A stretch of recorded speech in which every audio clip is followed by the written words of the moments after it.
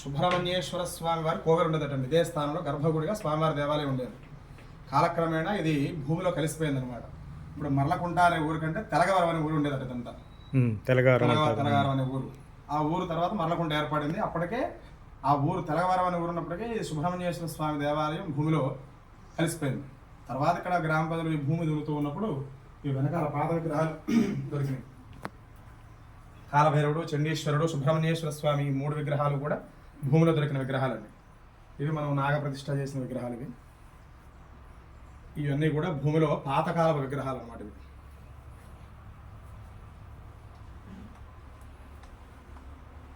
అప్పుడే పాతకాలపు ఎప్పుడైతే సుబ్రహ్మణ్య స్వామి కోవెల ఉండేదో అదే స్వామివారి యొక్క శంకుస్థాపన బలం, అదే బలము అని చెప్పేసి మళ్ళీ స్వామివారి స్థానం యథాస్థానంలో సుబ్రహ్మణ్యేశ్వర స్వామిని పై ఎత్తున శివుడిని అమ్మవారిని వినాయకుడిని ప్రతిష్ఠించడం జరిగిందనమాట.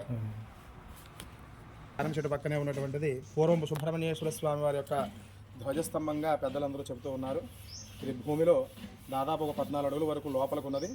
మరి కిందకి ఎంతవరకు ఉందో ఏంటో తెలియదు. పురాతనం దేవాలయాలు ఏర్పాటు చేసినప్పుడు స్లాబ్లు వేసినప్పుడు బండరాళ్ళు పరిచేవాళ్ళు కదా, అలాగే ఈ రాతి ధ్వజస్తంభం భూమిలో చాలా లోతుగా ఉంది. అది లోపలికి ఎంతవరకు ఉందో ఏంటో తెలియదు, కానీ పైకి మాత్రం ఈ 2 అడుగుల ధ్వజస్తంభం పైన శిఖరం కనబడుతూ ఉంది. అసలు ఈ దేవాలయం ప్రారంభం అవ్వడానికి మూల కారణం ఈ పరమేశ్వరుడు.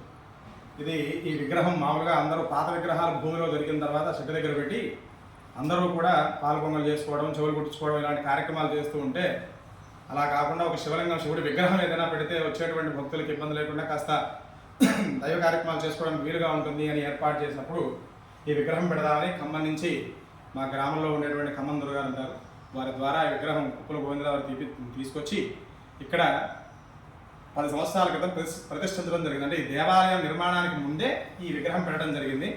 ఈ విగ్రహం పెట్టిన తర్వాతనే ఈ చుట్టుపక్కల ఉండేటువంటి భక్తులందరూ కూడా దేవాలయ నిర్మాణం చేస్తే మేము సహకరిస్తాము అని చెప్తే, అప్పుడు గ్రామ పెద్దలైనటువంటి కుప్పల గోవిందరావు గారు మిగతా గ్రామ పెద్దలందరూ కూడా దేవాలయం నిర్మాణం చేస్తే శివాలయం, ఊళ్ళో రామాలయం ఉంది కదా, ఊరి చివర ఆల్రెడీ సుబ్రహ్మణ్యేశ్వర స్వామి వారి యొక్క స్థలం కాబట్టి శివాలయం నిర్మాణం చేస్తే బాగుంటుంది అని చెప్పేసి ఈ విగ్రహం ప్రతిష్టాపన అయిన తర్వాతే ఇక్కడ నుంచే ఆ పరమేశ్వరుడు బయలుదేరి మనకి ఈ స్థలానికి రావడం జరిగింది.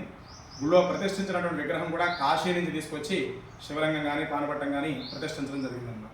మూలం ఈ శివలింగం, ఈ విగ్రహం అన్నమాట.